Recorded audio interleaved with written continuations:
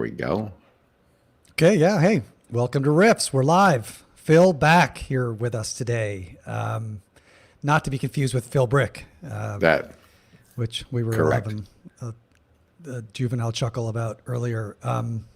So what are you drinking over there, Phil? So I've got a Bell's Oberon. It's a Michigan beer. It's a summer beer. Trying to keep the summer alive. So, Like a session ale? Love that. Yeah, yep. nice. And they only release it in the summers here in Michigan. Beautiful. Oh, fantastic. What are you drinking, Michael? Oh, I'm actually got a little bit of the hair of the dog, and so I'm going with an Armagnac, something to brandy, to try and soothe the throat and try and make me feel a little bit better from all the chit You're chatting. drinking that Armagnac without a cigar. Yeah. That would really make the episode True story. had You know a what? cigar. Noted for next time. That's right, exactly. Yeah. Yeah, absolutely. Do you want to say your little spiel?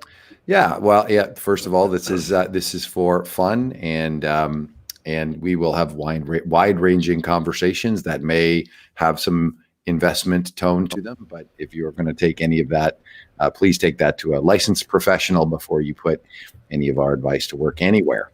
And that'll allow us to have a nice, open, and wide-ranging conversation. I will add, we have Richard joining us too. Richard Latterman will be joining us. So if he pops in and out, and there's 3 or 4 screens as we go along, don't worry about that. He'll jump into the conversation where he can. He's having a technical difficulty or issue, which is fine. That's hey, we're at the bar. It's happy hour, and people come and go as we go through the time together. So I'm looking forward to this. I was actually thinking maybe Rodrigo might join us after all, because I wonder if his daughter had baseball this afternoon. Is that what it was? Rugby, sport ball, Adam. Oh, it's a okay. ball So, with yeah. sports. It's But something you'll be we just got a unfamiliar case with. on the island, a community, what do you call it? Community transmission case of COVID on the island. So I was wondering if maybe some of the sports would be canceled this afternoon. But Right. So anyways, people come and go on this show, and it's very informal. So Phil, you've been through quite a lot of change over the last few weeks and months. I remember reaching out to you maybe, 3 or 4 months ago, and you saying, yeah, there's big changes ahead.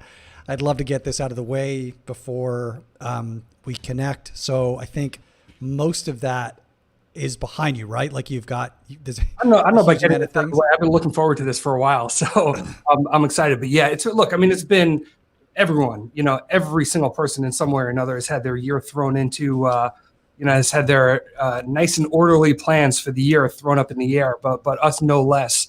So, Exponential ETFs, the firm I started for a little over 4 years ago. We had built in the company, we had built 2 ETFs. So one based on using proprietary customer satisfaction data. Another one that we're probably most well-known or infamous for is the reverse cap weight ETF, which is the S&P 500 holdings just weighted by the reciprocal of the market cap, 1 over market cap, and weighted that way. And what we had done beyond that was we built what's called an ETF sub-advisor business. And that is a business that essentially we were an outsourced portfolio manager and capital markets desk. We managed the portfolio trading and the tax management and rebalances and a bunch of wonky, nerdy stuff on behalf of other asset managers. During the course of the last few months, we've sold that sub-advisor business and in the process now of separating the 2 funds from each other and kind of restructuring the whole thing. So I have a new gig, a new company that we're going to be building up that I'm starting on Monday of next week. Super excited about it, but it has been, to say the least, it has been an adventurous time. Also, in that period of the last few months, there was a whole pivot to securities lending and a business plan that we had that we're raising capital for. So it's been an adventure. A lot of Zoom, a lot of uncertainty. Well, yeah, trying to do all that in a global pandemic as well. Just adds an extra dimension of flavor to the process, I'm sure, right?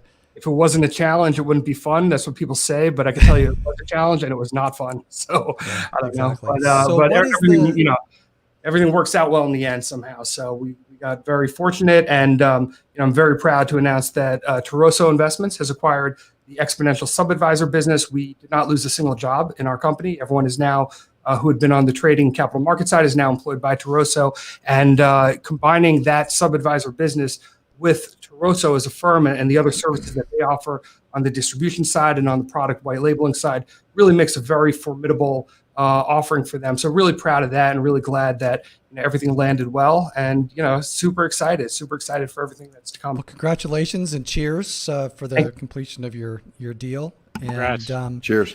I wonder if Phil, you could paint just a brief arc of your history, because you've got quite a history in ETFs, and maybe tie that together with, just so the listeners who may not know you can pull all that together in a more concrete narrative, because you've gone quite a journey, and it'll relate to us discussing a little bit more of entrepreneurialism too as we go through today's. Sure, I've really been through kind of the earliest stages of ETFs. I'm very lucky to be in the right place in the right time and see the growth. And then, while ETFs are still growing like weeds and wildly popular from a commercial standpoint, there are some challenges now with the ETF space that I think are widely known, but we could certainly talk about. But to see that whole life cycle of a new and exciting investment vehicle that everyone is just overly bullish on, and the future is so bright, and to see that come to full maturity and then get to the other side of it, where now all of a sudden there's consolidation and major fee pressure and less of a dispersion of, I'll say ETFs were once called the Silicon Valley of the finance world by Eric Balchunas, which I always loved. I don't think that's still the case. And to see that whole life cycle of that come to fruition and then go the other way was quite a journey. It's really something interesting. But look, I started my career back in the day, and right after the dot-com bubble, as a trader, as a proprietary day trader, when such a thing existed. And I showed up for an interview, and they said, "All right, you have a pulse, good enough." They said they were hiring on the desk a number of traders, like a dozen traders, and they believed that there were, there's something about being able to let your winner run and be able to take a loss immediately. There's something about that is inherent to your personality, and they can't teach it. Can't train it, but some people have it, and they were looking for that needle in a haystack trader that had it. So they were just like, "All right, we'll register you for the Series 7. If you passed it, come back, you have a job. If you didn't pass it, we don't want to hear from you again." And that was how I got started. And of course, that was the end. I mean, they were wrong about their thesis. That the day trading bubble really collapsed from that point. I mean, when I started, there were like 75 traders at the company on the desk, and it was just pure momentum trading, scalping. When was that, Phil? Sorry? When? What year? This was 01 or Okay. 02. Yeah. And there was an MD who had left his practice to day trade. I mean, there were people that had given up these great careers. It was fun. It was like playing a video game, and you're up and down. It was a lot of fun. But and there were people who were making big money. But of course, no human can be faster than an algorithm, right? And no human could be more disciplined, certainly, than an algorithm. So 75 traders on the desk when I started. Within 3 to 6 months, there were like 11 of us left. I mean, it was just, every week you'd show up and 4 desks would be empty, and, people either blew up their accounts or just decided to go do something else. So that was like my first entry into the market. And I was at a cocktail party or I was at some event. Somebody said to me, "Phil, you're a trader. What should I invest in?" Now, I'm like in and out of, whatever is volatile. Like I was trading a lot of semiconductors and stuff like that back then. But I mean, that wasn't investing, right? It's like the furthest thing in the world, literally just playing a video game. So I said, like, just buy a portfolio of low-cost ETFs. And in that circle of people that were talking was another person who I had not yet met, but a hedge fund manager who said, "Wow, I can't believe you said that. Nobody knows what an ETF is. I'm about to start a company based on that. It's going to do." We did what would now be called like an ETF strategist, but basically building portfolios of ETFs. And I ended up joining them and working as an analyst. Made my way up to a company called Ridex Investments in Maryland and product development. So I built alternative mutual funds and ETFs for them, product management, product development. And one of the products that I was the product manager for some time on was RSP, the equal weight S&P 500. And I spent a lot of time thinking about, that premium. How is that alpha of equal over market cap?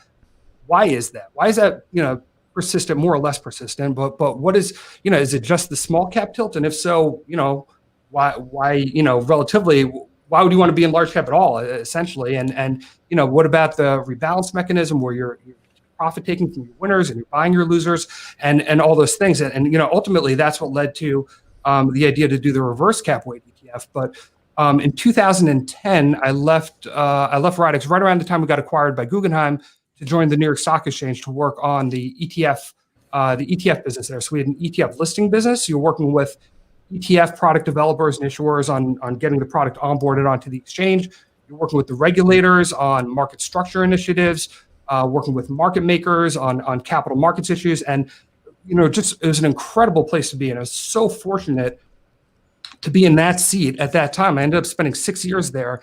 And over the course of those 6 years, ETFs really ballooned. I mean, that would be from 2010 to 2016. Mm-hmm. And, to be able to have that inside view into, the market structure process, the SEC and FINRA and how things are moving, people don't realize there's a dozen divisions within the SEC itself.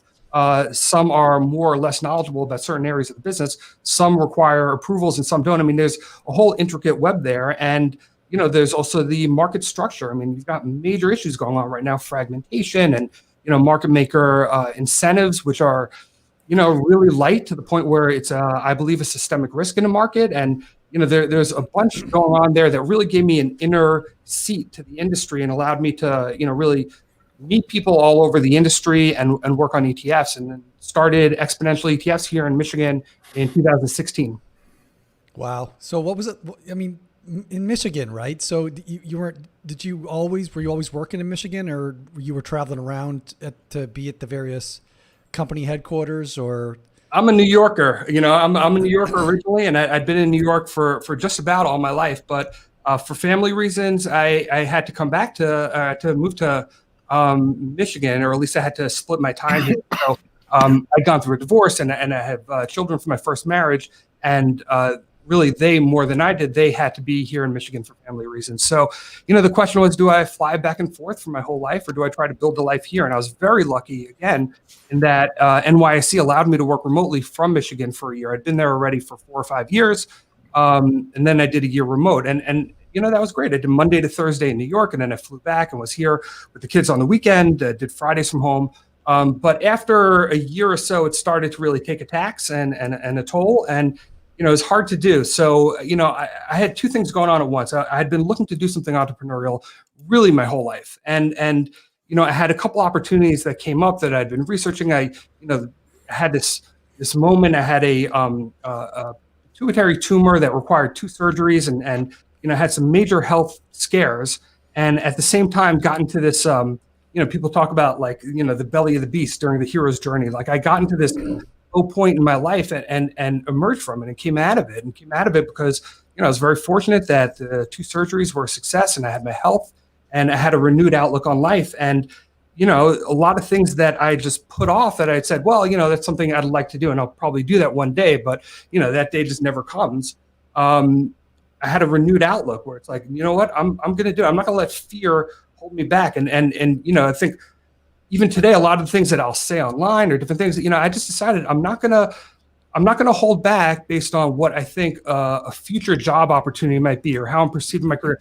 I'm just going to be truthful and be honest and call things the way I see it, and take whatever next steps I think are the right steps to take without fear, just removing fear out of the equation, right? What is the best thing for, and that's really what led to, starting the company. But in the course of researching different opportunities, there were 2 different business plans that I was going to run with in 2016. And, the key thing for me was to do it here in Detroit. We actually started in Ann Arbor, Michigan, but to do it here locally, just after having spent a year flying back and forth, I really wanted to, build up my own company, my own culture, my own, build something the right way here, which I know some people do well remotely now that everyone's remote and with that market, but I felt like I really wanted to have that local presence as part of the identity. Love it.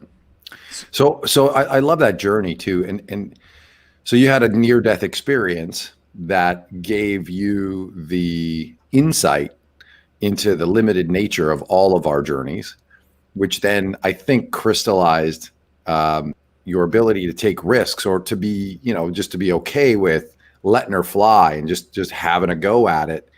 And maybe you can just talk about, so, you start trading, very entrepreneurial, then kind of Ridex would be, I mean, they were a startup when you got there. You go through the journey with them to a large company. Then you go to sort of and I guess was the exchange you went to at that point? So Yes. another sort of very large company, and then you strike out to be an entrepreneur. And what goes into that decision? How would you advise young and old? I think there are different challenges if you're talking to someone who's young and thinking about being an entrepreneur, and even someone who's getting older. I mean, the proclivity is to, as you get older, to not take the risks, right? But how do you encourage that continued risk taking as you go through the ages? What would you say to that? And what was your personal, what were some more insights into your personal decisions and journey making there? I mean, that's a difficult question to answer, because the smarter thing, the rational thing, is to get a job at a big company and to keep your head down and play the political game and rise through the ranks and live very comfortably. That is, by any measure, that is the smarter, more logical decision, right? But there are certain people, and if you're one of them, right? And I think, do I? Are, do I, Phil? I don't want to watch in black and white. I want to watch a movie in color. I want to feel. I want to really, my career is important to me. What I'm doing is something I'm passionate about, and I want to, really feel it and experience it more. And the difference between, working, and I've worked at both. The difference between working at an entrepreneurial, company, and that doesn't necessarily mean being a founder and entrepreneur, but just being in that environment. Like you said, Ridex is a perfect example, is already a big company, but very entrepreneurial, versus being in a big bureaucratic organization is night and day. It's a totally different thing. The skill set that survives at a big corporation is a political mindset, is a CYA mindset. And not to say people don't work hard and do great things and they're thorough, but it's a very different thing than trying to carve something from nothing. It is a lot harder. It's a lot more all-encompassing. If you're at a startup, you can't, there's no weekends, there's no nights. You're thinking about things before you go to sleep, and you're thinking about them when you wake up, and you're putting your heart and soul and blood, sweat, and tears into it. And people need to be honest with themselves if that is truly for them or not. I think telling everyone that, it's better to go be an entrepreneur, not everyone is cut out for it. And I saw that with Exponential, where a lot of people, when they started, I'm a startup type guy too, I'd love to come work with you. And in a couple instances we saw, well, it really wasn't the case, and not that people, they thought of themselves that way, but once you really experience it, it's different. But I think there is no higher calling than to be an entrepreneur. You're creating something. You're creating something lasting. You're creating jobs. You're creating efficiencies, something that your clients, whatever business it is, there are clients who want it, and that's how it succeeds. And it's just a very, very different mindset. I think Nassim Taleb has had a very big impact on my thinking as well. And, skin in the game is really, I think, he lays out the case 100 different ways in that book, about having agency, about having skin in the game, of course, as it's called. But, the difference between being, a bureaucrat making decisions without living with the consequences, and putting your name on the door and having those consequences be, really vital to, critical to what happens. It's a totally different thing. And I think it really can make you feel more alive and proud of what you do. But it is hard. It is hard, and it's truly not for everyone. And, I don't want to kind of, say that it is, or that, it's the right path for every person. How have you? Well, it is a different journey, right? Because Yeah. I mean, if you think about somebody who rises up the corporate ranks, right? The status quo for C-suite at major companies is heads I win, tails you lose, right? It's there's no shared risk on the downside, and there's leveraged participation on the upside, right? The difference between that and entrepreneurship is, there's linear exposure to the success of the business on the upside, but there's the same linear exposure to the business on the downside, right? And so you're legitimately taking on this risk personally, and it does take a very different type of personality to be able to endure that and sleep at night and get up and get excited to knock down challenges every day when you go to work, right? And you got to be like a jack of all trades. You've got investors. Any startup has investors. It's not, necessarily, certainly not all their capital. In some cases, it might not be any of their capital. But the investors, they're not just random investors that bought your stock. These are people that believed in you. These are people that you pitched, said, hey, here's my vision. This is my team. This is my plan. They said, you know what? I'm going to write you a check, even though all you are a couple guys with a pitch deck. Those are people that believed in you. So any founder worth that title is going to be obsessively focused on proving those people right and making them, feel like they bet on the right horse and they made the right decision. So it's an enormous, pressure and responsibility. And then, you also have employees that come in, they're going to say, hey, I'm going to turn down the corporate job. I'm going to come with you on this journey, and you want them to be rewarded for that. And it's hard. That's how most startups do fail. What's the vision? Go ahead. No, what's the vision now with the acquisition from Turoso, and where is the entrepreneurial mindset headed from here in this environment, especially with what Adam was describing and the notion of skin in the game, as you rightly pointed out? So I can't speak for Turoso, but I can tell you, having worked with them for some time, that they are extremely entrepreneurial minded. And when you look at the ETF space, you've got these major, huge corporations, right? So you've got, forget about obviously BlackRock and Vanguard and State Street, who are dominating on the, in terms of assets and flows.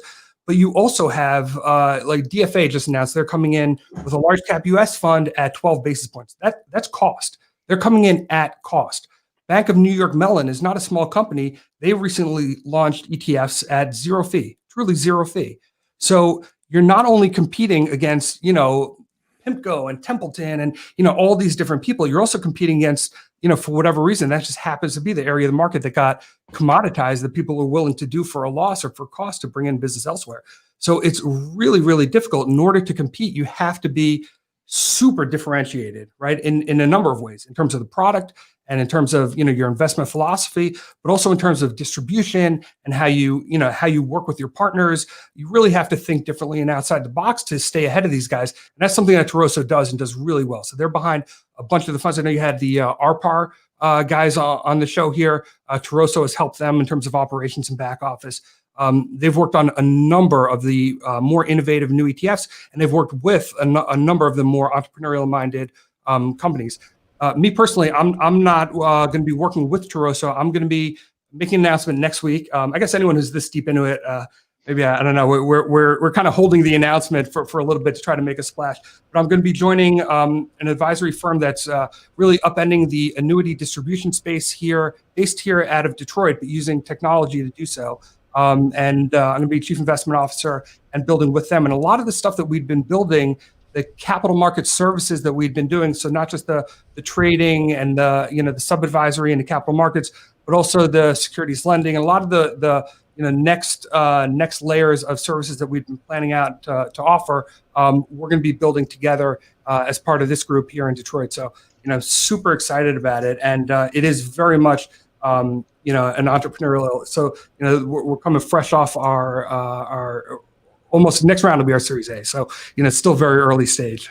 Congratulations. Is that going to be an ETF? Like, is there an ETF tie in there with annuities? Are you trying to wrap annuities into an ETF structure or anything related to that? Or is it more like fintech enabling the distribution of and pricing of annuities through the internet or something? It's going to be a fintech focus.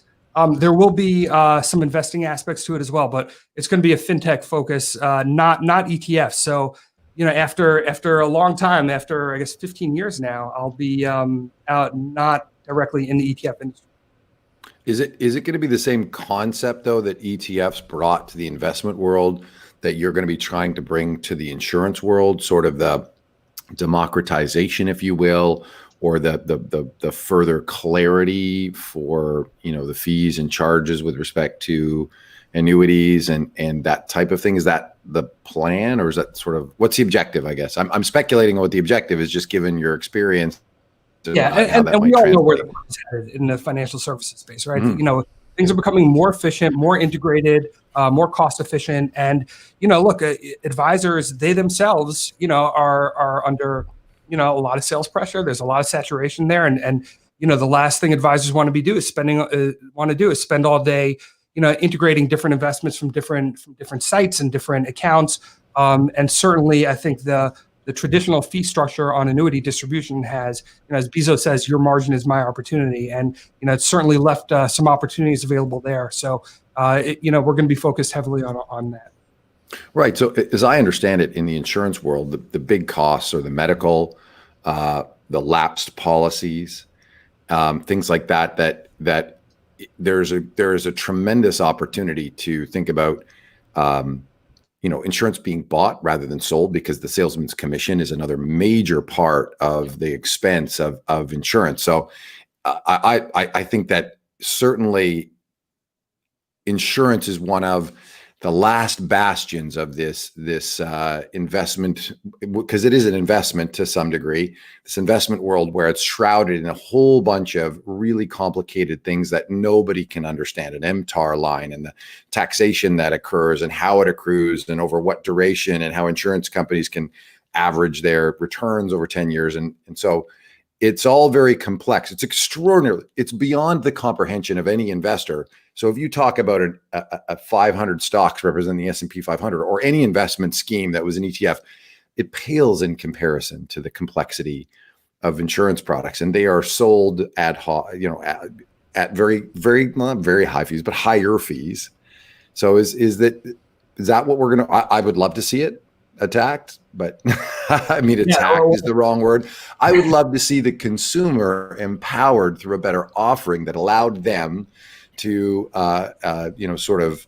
enjoy better pricing and a more fluid, free, open market. I think democratize is the buzzword. Democratize, that's the word. Damn it. But you're 100% right. I mean, there are complexities and the sales process. I mean, there's a reason why people will pay to take, seniors to take blue hairs out to dinner and buy them steaks and, try to sell them these expensive annuities. It's just an area of the market where the product, the idea of the product, getting the guaranteed income stream has an appeal to a certain investor. There are tax advantages. It's a very elegant and nice investment approach in some ways. In other ways, it's kind of been corrupted, right? So that leaves opportunities to do it more efficiently, to do it better, to do it, with a more cost efficient, in a more cost-efficient manner.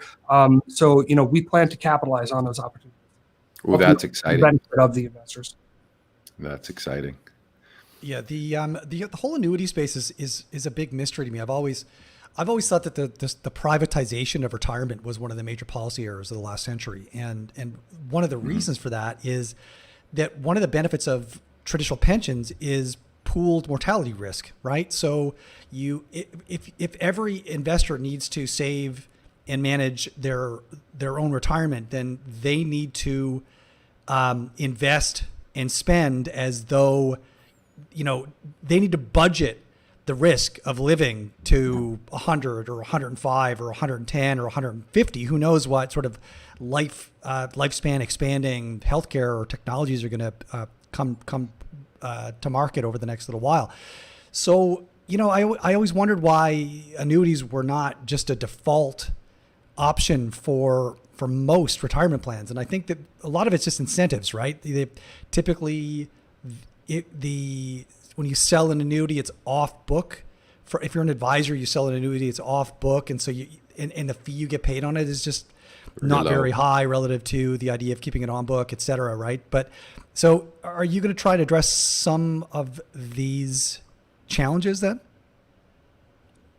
From the actuarial side, so when you talk about life expectancy increasing, I remember like 10 years ago there was this whole big wave of people buying life insurance policies. So I think there were a lot of HIV patients at the time who were targeted. They said, okay, you have HIV, you need money now for treatments, but I, as the acquirer of your insurance company who wants to get the benefit, I can then get this great return because your life expectancy is small, and I'll give you the money now that you need now, but ultimately I'll get the death benefit. And all those companies lost their shirts because thank God and net that medicine came out and the life expectancy of HIV patients increased dramatically, and kind of good because it's pretty grim to be on the other side of that bet. So there's a lot, kind of going on there. And you look now at the potential for inflation, the way a lot of annuities are priced. You've got variable annuities tied to different assets, but, very few that are tied directly to inflation. So, when you think about, well, what is the investor in annuities? What do they really want? What are they trying to do, right? Maybe they're less concerned about leaving a retirement or leaving something behind, but, they still want to have that security for the rest of their lives and security under scenarios. So right. So the Maslow's hierarchy of needs, right? You want your food, your shelter.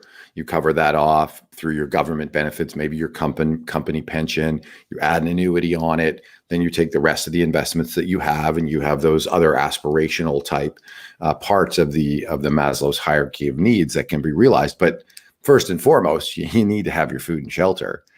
Right. So, I think that's great. I look forward to seeing that, because I think that would, if there's a higher general understanding of how annuities can benefit the end investor, I think net that probably gives more long-term capital to the markets. Because if you're taking a portion of your portfolio and you're saying, okay, I'm going to cover off the lower levels of the Maslow hierarchy of needs, and I'm going to assure that through these various vehicles, that sort of assures that those longer term aspirational, this money is for my kids, this money is for something else down the road. It gives more certainty to that actually happening. So I think it could be a great benefit to sort of investment advisors and clients and things like that. That's really interesting. I think it's an underutilized tool, quite honestly. Totally. Other than go ahead. I was, if you had something on this topic, go for it. I was just going to ask him, other than the insurance facet of it, what are some of the other areas that you're hoping to disrupt through this fintech endeavor? So there are other areas, but we're going to be building them in stealth mode for a bit. So until we launch them and have some announcements. So I love it. If you tell us you have to kill us, is that where we are right now? No, there's nobody else here. You can, it's fine. It's fine. It's just us girls. Yeah. Okay, well, I guess we've sort of reached the point where we can't really discuss any more details on that. But I am interested in pulling on another thread that you laid down earlier about what sounded like a thesis about, if not the twilight of the ETF life cycle as a technology, but maybe the sort of the maturation. So I'd love to pull on that a little bit. Where were you going with that, and what are you seeing? Well, for a while, what seemed to be happening, or at least what I thought was happening, was a bit of a convergence between active and passive management, where discretionary active, the idea that you're going to pay for an expensive mutual fund, and the mutual fund manager is going to say, well, I look the CEO in the eye, and by the strength of his handshake, I could tell that's a winner, and I bet on that stock. Those days are done, right? And active funds now, active mutual funds, by and large, they're to some extent, they're algorithmic based, right? You've got some sort of filter, you've got some sort of weighting mechanism, and maybe you're going to make discretionary decisions on top of that. But for the most part, they're largely built on algorithms. Well, ETFs are entirely built on algorithms. I'm not talking about actively managed ETFs, and there are some, but I'm talking about what's become known as smart beta. So if you accept on its head that indexing has some benefits, and if you accept that the ETF structure has some benefits, and it does, it has some tax benefits that are kind of wonky, but particularly here in the U.S. Then the question is, well, how do you want to access the best investment thesis or the best investment strategy on a going forward basis? It doesn't necessarily mean that passive market cap weighted indexing is the best way to go. You can still do it in a rules-based, systematic way. You can still find ways to invest that will give you a better forward-looking risk-return profile than market cap weighting. And it hasn't been that way the last couple of years, but that's an anomaly. Looking, historically, there are very simple value momentum filters. There's, equal weighting, of course, as I talked about, is historically over like 40 years of S&P data at a 65% batting average. So 2/3 of the time it'll outperform market cap weight, and do it by almost 200 basis points annually. So the convergence of active and passive is that, well, if anybody can pile into a passive, and when I say passive, market cap weighted index fund, well, I want to do one better. I want to optimize. I want to have some alpha. I want to have a better risk return profile. Well, the best way to do that is utilizing the ETF. You get some tax benefits. What happened, or at least what I think happened to a degree, is that you had a proliferation of these smart beta funds and strategies, multi-factor all over the place, single factor funds, different thematic funds and ideas, and some of them are great ideas, more than the more than I think there was a lot of decision fatigue, and there were a lot of people who, were a little bit overwhelmed. There was a very heavy push by the issuer side. It was almost like a jump ball, and everyone's trying to grab all the assets that everyone saw coming over as models move from mutual funds to ETFs, and then you get a run of market cap weight where all of these smart beta strategies underperform for a couple of years. And you have a lot of advisors and institutional investors that look back like, I kind of gave this thing a shot and it didn't really pan out. So, they're kind of going the other way. Another thing that happened is the industry started to eat itself. So, Goldman Sachs famously came out with GSLC with a multi-factor smart beta fund at 9 basis points. And their idea was, well, we still have an opportunity to be the vanguard of smart beta. And, this follows. So of course you have Vanguard is, basically at cost, slightly above cost. Schwab came out and launched ETFs and said, we're not going to price it for break even today. We're going to price it for break even at full maturity. So, at $2 trillion of assets, then what's our cost? Our cost is all the way down here. So they're willing to lose in the beginning of years to make money on the back end. And they came in super low cost to compete with Vanguard. iShares trying to compete with Vanguard. So they come out with their core products, get cheaper and cheaper. So then you got people that are late to the game. So now JP Morgan and Goldman Sachs come in and say, well, we can't miss this whole ETF train.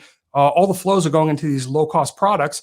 How are we going to get in? That's why you get a 2 basis point fund from JP Morgan and a 0 basis fund from Bank of New York and on and on. Now, all these models or all these companies are planning, well, the only way we can get to scale is by being super low cost. It's the only model that's proven to work. It worked for Vanguard. It worked for Schwab. It worked for iShares. The only way to do it is to be as low as we can possibly be. There's not enough scale in the market. There's not enough scale to feed all of those business plans. So when JP Morgan and Boney and BlackRock and PIMCO, and when you have 10 funds all chasing the same low cost, there's just not enough scale to go around to make them all, what would be called liquid in the eyes of the investor, which is not ETF. When you look at volume and assets, there's just not enough. So they start, competing against each other. Well, okay, I'll one up you on basis points. I'll one up you, and until you get to a point where there's just no profit to be made. And if you look at ETF issuers, I think there's a feeling out there. People think, well, their assets are so high, they're making a lot of money. But if you look at it on a revenue basis, right? If you look at ETFs on a, it's very simple. Just take market cap and expense ratio. It's all publicly available. There are firms that are making great money, right? You've got ProShares and Direction are making great money. You've got firms like First Trust and Global X that have really found their niche and their core audience. But the vast majority of firms, even a lot of very high asset firms, are not making a lot of money at all. And it's just gotten incredibly competitive. Another problem there is intellectual property protection, which is something I've talked about often, where there was, in the first half of my career, there was, I don't know about a gentleman's agreement, but it was frowned upon to steal somebody's IP outright. It was just something that, okay, fine. Look, you could have 1,000 Ben Graham disciples that are all value investors, but to do something that's like deliberately stealing from somebody else, what they're doing was not really done. Those rules have gone by the wayside, and now people are willing to do it to the point where, there's one story that will make your stomach turn. There's a young entrepreneur launched a fund. This is probably about 2014 or 15. Started to do really well. Thematic fund, good timing, and a gatekeeper for one of the large wirehouse banks called up another ETF issuer that he has a great relationship with, whatever that means. Called up the product group there and said, hey, a couple of my advisors want to buy this thing. I haven't approved it. Why don't you launch something similar that I can approve? And the wirehouse gatekeeper actually gave the idea of the fund to the company. They launched it. He approved it, and that fund has exponentially more assets than the original. In what other industry can that be done? I guess you hear complaints that Amazon steals somebody's product idea, or you see it done, but it's pretty awful to see it happen to an entrepreneur. So there's a lot of factors that are working against the business side of things. There's also, like I said, when you have saturation, it just gets very difficult. It's hard for investors and advisors to really get a handle on all the funds and to understand them. So a lot of them rely on what I think are very lazy metrics. Well, what are the assets? Are people coming into it? And not what is my forward expectations on a risk return basis? What are the assets? What's the historical performance? Okay. But it's just, it seems like the idea of trying to find a better way to invest, trying to find a creative, interesting, better way that's going to give you and your clients a better risk return profile on a forward-looking basis, that's like 8th on the list. And maybe that's the product of a stock market that's up every year without any, God forbid, we get 5% pullback from all-time highs. The Fed comes in and saves everyone, and nobody's worried. So nobody's really worried about eking out alpha. Nobody's really worried about trying to, enhance, get another 1% here or there. So they default to these other things, and it just makes it a very, very difficult market to compete. Well, I think also regulations have played a role here, where there's such a focus on costs now, that you've really got to go out on a limb from a compliance standpoint in order to put a fund in a portfolio that costs more than a few basis points, because there's just such a proliferation of products that you can access. And the regulators are not really equipped to differentiate between value funds or between factor funds or what have you. If you've got a value fund that's available for 3 basis points and another one that you're considering for 30 basis points, then, you do put yourself at risk, I guess, at investing in the 30 basis point one, even though maybe there's craftsmanship in that product that actually give you a reason to have higher expectancy net of costs. There's, the regulations just complicate those decisions. And, as you say, there's been such a proliferation of everybody sort of scrambling over one another into what are essentially the same factor products. You've got sort of fundamental indexing, and the DFA model have now taken on a life of its own, right? And, we've been doing some thinking internally about what the impact, the adaptive nature of markets, and what the impact is of such a gargantuan tidal wave of capital flowing into very, very similar strategies that are selecting securities with very similar characteristics. I don't know if you have any thoughts on this, but it seems to me, if you sort of go back to first principles on why do these excess returns or edges exist in the first place, well, clearly there are investors that are either making systematic mistakes or, more likely, just have non-wealth maximizing preferences that are causing them to select securities or deselect securities with certain characteristics, right? And by then deselecting or underpricing those securities, it gives so-called factor investors the ability to go in and sort on those characteristics and then buy those securities and then arbitrage that gap in expected returns to earn a premium. But obviously there is a cohort of investors that have made those decisions, expressed those preferences, have de-emphasized stocks with those characteristics.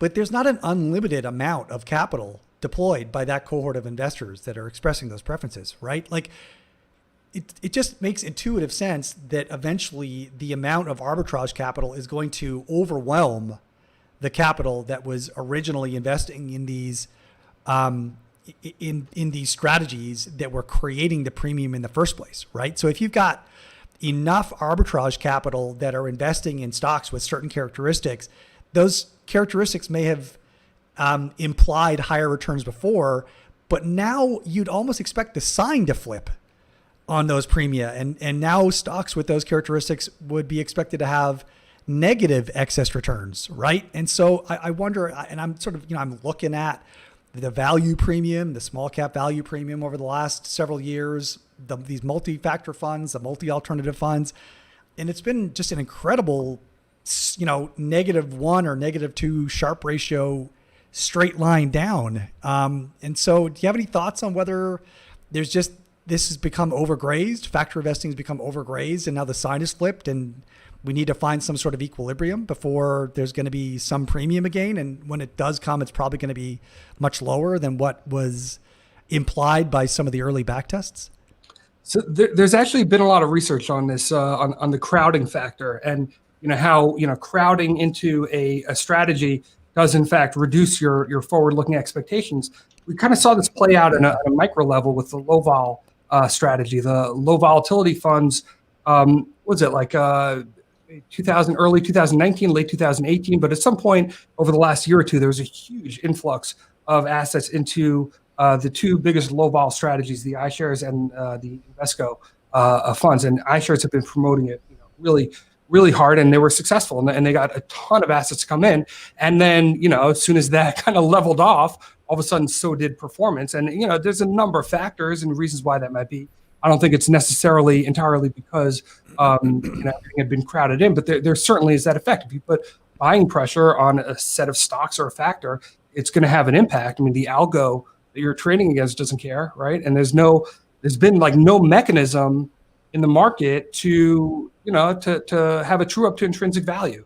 So like Tesla is a good example. So market makers are just making markets based off the options Greeks, right? And you can push these things around that way, but there's nobody to say, well, hold on a minute, maybe this company, even in the most optimistic scenario, is not worth X, it's worth Y. Okay, well, the market doesn't care. How does that, where's the true up? And I think that's why a lot of value investors have gotten smoked, because there's just been no true up back to intrinsic value. Where I think we see stocks moving because of buying pressure is just the relentless flow of assets into market cap weighted. And to me, I think market cap weighted is a factor, just like anything else. And that's one of the thesis on reverse cap is, well, the reciprocal of the market cap. If you say market cap itself as a factor is non-optimized, then in a zero-sum world, one minus that, if it's non-optimized, is it's taking that extra alpha. But you can't market cap new money coming into market cap weight. It's just buys high wherever the market is, and as long as there's new flows coming into that strategy, and I don't know when that's ever going to end, if ever. And I'm not just talking about ETFs. There's also options that are all tied to the S&P. There's futures, there's direct indexing, there's an unknown amount of institutional money that is market cap weighted internally. And until that slows down, it's just really hard to get to that true up, to get to that point where, okay, Apple's a great company. It's a great company, right? But maybe it's a little overpriced here, right? Maybe the Amazon PE should be somewhere below, I don't know, say 250. I mean, there's a point at which a great company is still overpriced. And there's no mechanism now in the market to find the level. Well, you know what? I liked it. I really like the stock at this market cap, but now it's 10% higher. I no longer like it. It's the opposite now. People think the opposite. They think, well, I liked it there, but now it's running up. Now I really like it on a momentum play. It's the Vernon Smith, the price that you bought at, and the new price is higher than that price. And that's what justifies the buying of the new price, which is higher, which then reinforces the previous purchase and more purchases. It's that reflexive nature that markets are going through. And as you're on this arc, we did have a question as to, why does the reverse cap outperform equal weight and general market cap weight? And I know you're going into that, so you might as well just address this in an extra sentence or two as you roll through that. So continue on. Yeah. So there's two factors at play with reverse cap. And they have about an equal contribution to the historical alpha. And when I say historical alpha, it's all back tested. Since the day we launched this fund, it has underperformed during the whole FANG run, but that's the nature of the fund. It's always anti-cyclical. Before the global financial crisis, it looked like an anti-financials fund when financials got out of whack in the S&P. Today, it looks like an anti-technicals fund, just as it did, by the way, before the dot-com bubble. And there will be a day where that strategy and other people who are value investors will be rewarded for that. But, there could be some pain between now and then. You don't know when that comes. But the two factors are, one of them is size. So it's, small minus big. You're tilting by size. So it's the inverse of the market cap. So what you get is, if you think about, let's say the average market cap of an S&P 500 company is 200 billion. Right. So if you have Apple's at 2 trillion, I don't remember the exact numbers, but let's say then it's 10 times higher on the other end of the spectrum. You're going to be a lot closer to the mean on the low end than you will with the outliers on the high end. So you end up, when you do the reciprocal, the top weights tend to be a rebalance about 60 to 75 basis points of an allocation. You end up with a distribution that's much less concentrated and much more well diversified. So you've got this small cap tilt within them. You've got a whole basket of, these are, the S&P 500 constituents. See, these aren't small cap companies. And if you read the research on small cap, you've got the amazing Asness paper, size matters if you can control your junk, right? And Larry Swedroe has something similar where he says, yeah, the small cap premium does in fact exist, but you have to only if you can avoid what he calls lottery stocks.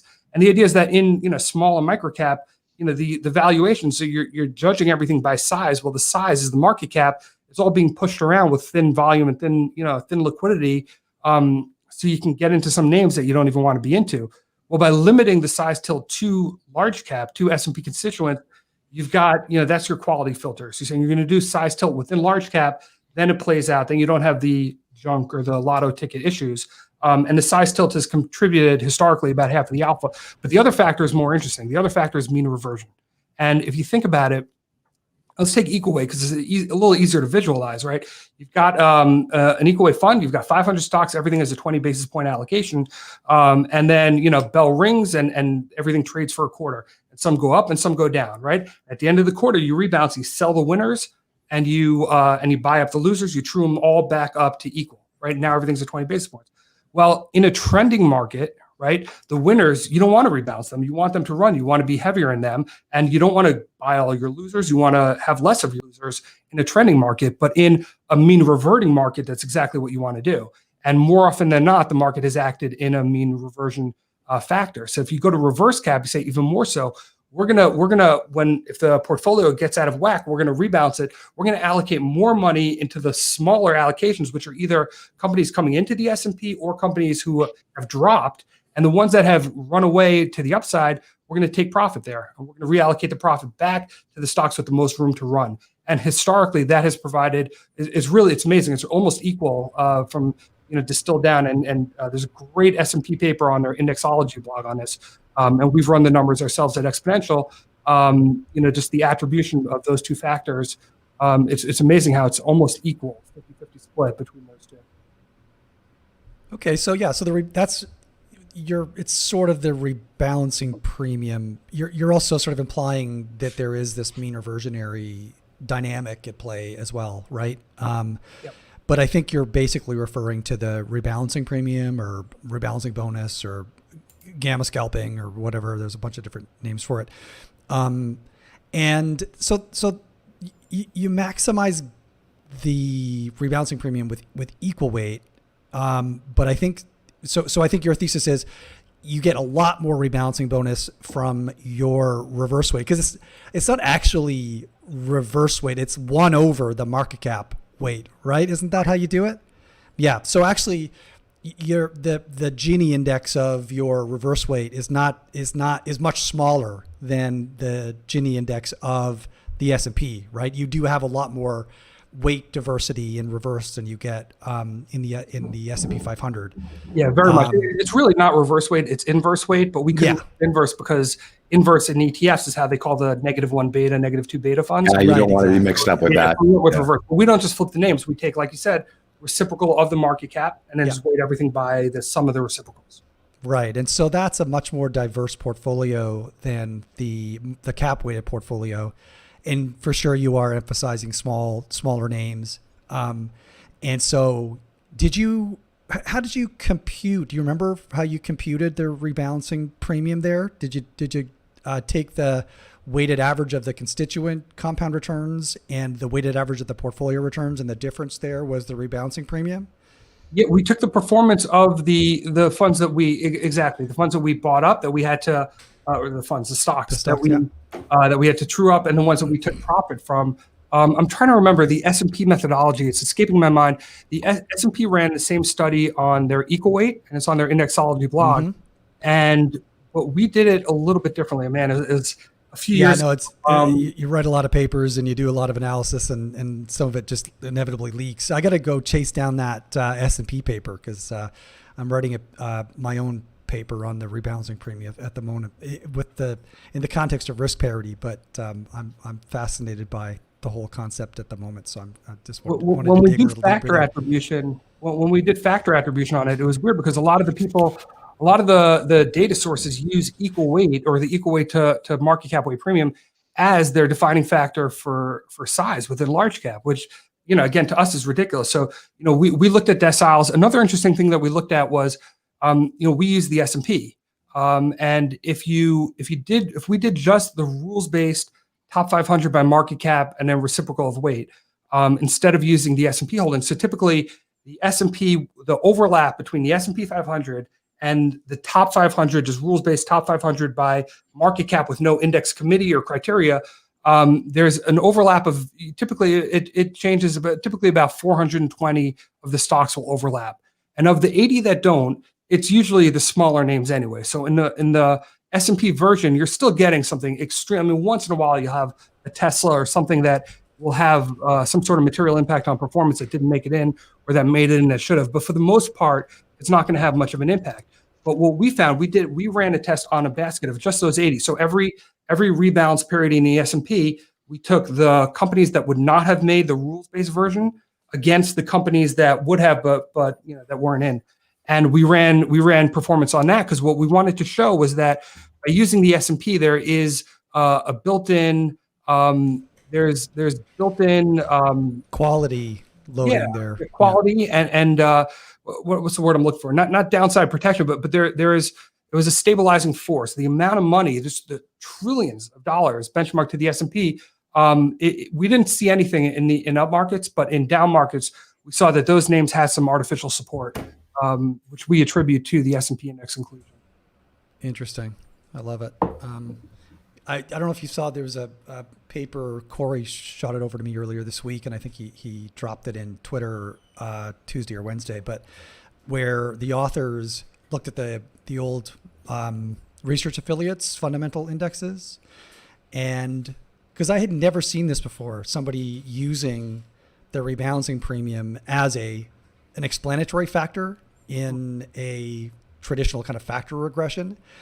And these authors showed that the rebalancing premium completely explained all of the returns to the fundamental indexes. And so all of the loadings on value and quality and et cetera were completely irrelevant, and that the rebalancing bonus was the entire juice. So it's neat to see that you have observed something similar. And I know that the reverse again it's not equal weighted. The equal weighted will under certain assumptions maximize the rebalancing premium. Under different assumptions, the minimum variance portfolio will maximize the rebalancing premium for stocks.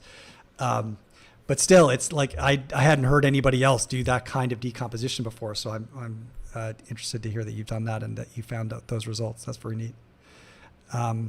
So what other ideas did you have for products that didn't quite make it into ETFs? I'm curious. I got a lot of ideas, and what I found is that the product ideas, are just not that valuable. So I may as well throw them out because people don't care. But it's fun. I mean, the idea that you can sit there in a lab and be clever and come up with something that that you could just then run a product indefinitely based on the the rules that you set out in the index is pretty cool. It's pretty great. And again, for most of my career in the ETF space, that was like a very viable thing. So you're at a company like Ridex in the early days. If you come up with a smarter way to define value, and you just filter and sort, and there you go, you're off to the races.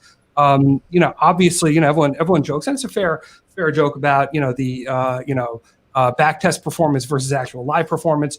And I think it's just a very natural thing that if you need several people to sign off on an ETF launch, right? Internally, there's probably a product committee and an investment officer portfolio. You've got a bunch of smart people together, and you've got market makers, and you've got stakeholders, and you have a board. And if you're going to launch a fund, people want to see that it works. And what does it mean that it works? It means that the backtest is good.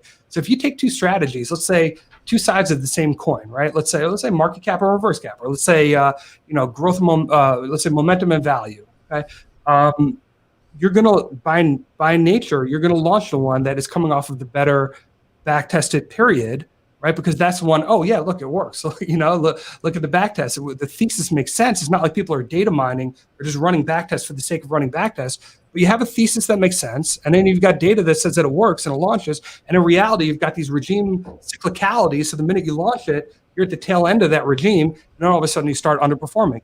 But something that I really wanted to do a year ago was a high yield fixed income fund that by rule just filtered and sorted by debt service coverage ratio. Because at the end of the day, look, everything I've done, single factor, super simple. And what I like about this factor is, look, if I'm going to own paper that I'm nervous about, the only factor I really care about more than, debt service cover, right? Can they pay off their debt? Right? I mean, it really doesn't get more simple than that. And if you look at defaults and you look at downgrades in the corporate space, it can be very telling. That was pretty conclusive, at least on the tail end, on the down end. A very bad DSCR was conclusively linked to downgrades and defaults. A very good one versus a pretty good one didn't really have much of a result for us. But just by taking out the bottom 2 deciles, we had a pretty material difference on performance. We came close to launching it. I never did. We had one seed investor, but ultimately from a commercial standpoint, we just found distribution to be too challenging and expensive on the ETF side. So we never went that way. We built out instead on the capital market side and built it out those other services.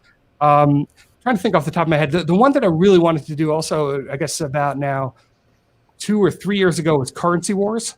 I really wanted something that would capture what I expected to be increasing volatility in the FX market. That never really came to pass, or never really came to pass yet. But I thought that was going to be a big play before the trade wars. And when the trade wars, I was like, oh, we should have launched it. I think we had the ticker War or Wars or something. I might still have it. But it never really happened.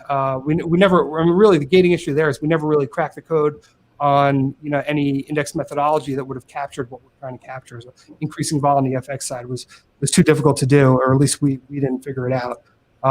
Seems like now might be the prime time for something like that happening, but I don't know if we want to go down that rabbit hole. I mean, this is Hit them. You guys can have it. It's all yours. And listener, whoever wants it, I'd love to see it happen. It's like I said, my days of launching ETFs, at least for now, are over. So, would love to see it happen in one way or another.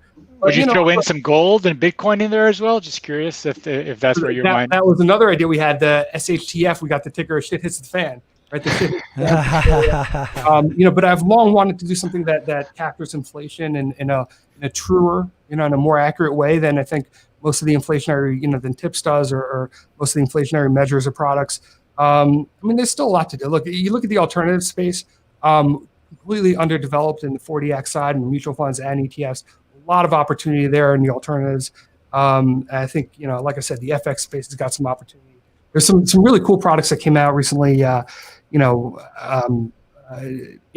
that are currency hedged, and again, it's the kind of thing where people don't really think about until it's too late. You look at what happened with Wisdom Tree with EXJ. It was so successful as a hedge, right? When the dollar's working one way, then when the dollar goes the other way, you find out, well, nobody was really hedging. They were just trying to enhance their performance and hop on the dollar trade. So, but I think the FX bet that's embedded into any equity bet is, really unrelated and should be hedged. So maybe someone will be able to convince investors of that. Yeah, right. Any other awesome products out there that you you think are pretty cool for the ETF wrapper? I'm a big fan of SWAN, SWAN, Black Swan Fund.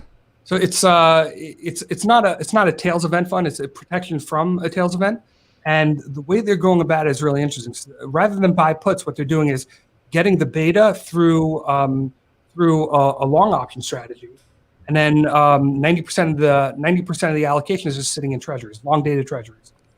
So what you get net, it depends on the market environment. You get about 70% beta on the upside, and then you're capped at 10% downside because of the treasuries.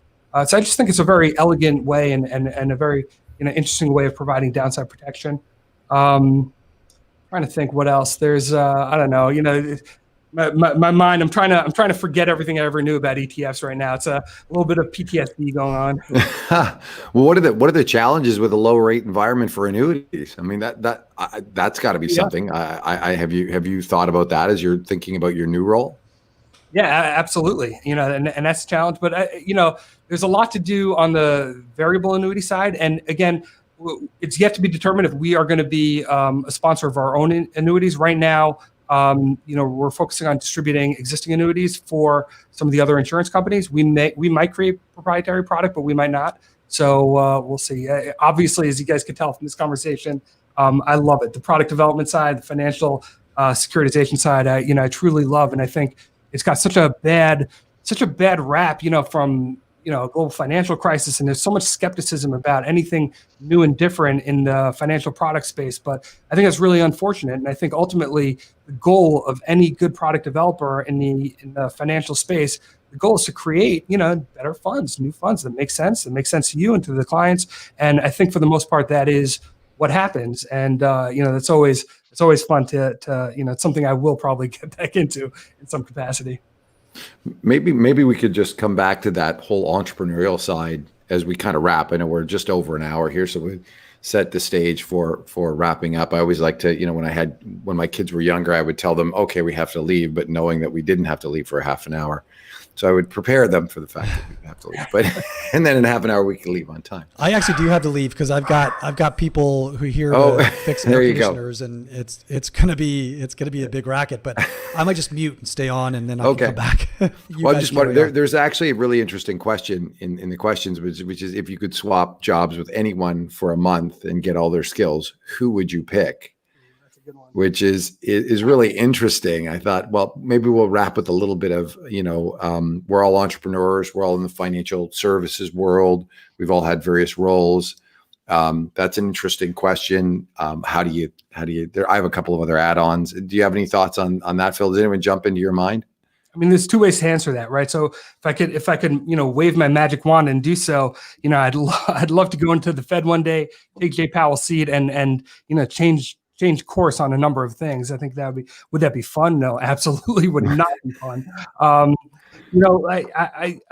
love a global macro. I'd say to be a proprietary, answered nobody, unconstrained global macro investor where I can be in, Indonesian equities one day and I could be in copper the next day and I could be short the yen. I mean, to go wherever you want to go as a macro freestyle trader just seems like a lot of stress. I can see Richard's eyes lighting up too. Soros, Druckenmiller. I thought he was going to describe Hugh Henry. That's where Hugh Henry. I thought that's where he was going for.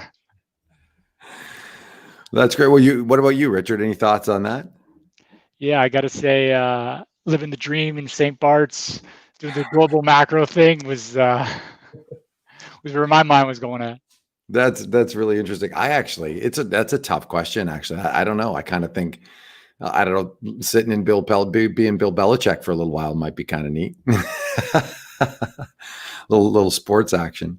Well, Steve Jones bought the Mets, and yeah, maybe I'll take that one. Be manager of the Mets and try to finally get them somewhere. There you go. Love it. I love it. Adam's coming back. He'll have something. He'll have something new. Did you hear? What we were just talking about. The last question was the. If you could swap jobs with anyone look at for a that month, yeah, and get all their skills, who would you pick? Oh my God, we went there. We did. Well, we're wrapping up with the entrepreneurial, aspirational. Okay. All right. So you have Jim to Simons, answer, Adam. Anyone else? We're waiting. Jim Simons. There you go. Jim Simons. Yeah. No, he was open. Everyone else wanted a discretionary global macro, and I wanted to coach a football team. So I wanted to be Bill Belichick, and they wanted to be Hugh Henry and George Soros.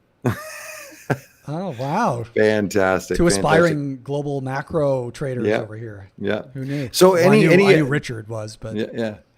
So as you're starting up this new insurance game, have you thought about sort of, and we'll wrap with this, but when you think about that entrepreneurial nature of a firm versus a more bureaucratic nature of a firm, and then attracting the right personnel into those firms, right? So that you've got a right fit and match. Have you given any thought of that to the rollout here? So I'm thinking of sort of, you've got the Patriots Way, you've got Netflix that sort of did a slide share. If anyone hasn't seen that, it's pretty worthwhile to read. And basically everyone wanted to work at Netflix until they got to Netflix. And then, I think is it Reed? It's Hoffman or Hastings. I forget. I get those two guys confused. Reed Hastings. So he did this slide share deck, right? That said, well, hey, by the way, I know everyone wants to come, but here's the actual things that happen in Netflix, and here's how you're going to feel comfortable. So if you're over here, it's not going to be comfortable for you. So can you offer any insights there? Have you thought about that mission, vision type stuff? Yeah, I mean, it is so critical, especially, now I got a few gray hairs and I've been in this game for a little bit and seeing the difference. I'm just myself, the different places I've been, being happy when I feel like I'm with like-minded people who get it, who get me, I get them, where, versus being in an organization where it's not the right fit. for everyone, for them, for me, it's the night and day difference. I'm joining a team here that's already up and running, and the reason why I'm joining them is because they are very much like-minded in the way I see the world. And I mean, that was so critical. I made a list, said, okay, look, I don't think I can do this alone right now. The entrepreneurship thing, I was trying to, raise capital for the sec lending business plan, and it was COVID, and I'm doing these Zoom calls, and it was so hard to put it all together. I reached a point. I said, look, I need a team. I need other people who are behind me. I need good investors, the right whole total package in order to pull this off at this time. And I made a list of places I wanted to go. And there were two or three, really 2.5, I guess, a long story, but places where I wanted to go. And this was number one of the list of really two. So, very much like-minded, entrepreneurial minded, go-getters. And I just wrote this post about joining, people with chips on their shoulder. Like Josh Wolf says, chips on the shoulder, put chips in the pockets. People that are willing to, really fight and to, when appropriate, but, to really, make sure that this thing succeeds and to, and to go all in. And that's what it was really critically important to me. And I'm really, really glad to have found it. Love it. What do you think? Sounds like a great place to wrap up. Yeah. Sounds great, man. Thank you guys. This was great. Let's get at it. Appreciate it, man. Thanks for coming on and sharing your story and some great insights. Thanks for coming. Good to meet you, Phil. My pleasure, guys. Thank you, and have a great weekend. Have a great weekend to the audience. Yeah, you too. And everybody. You too. Yeah. All right. We just have to stay on for a few seconds.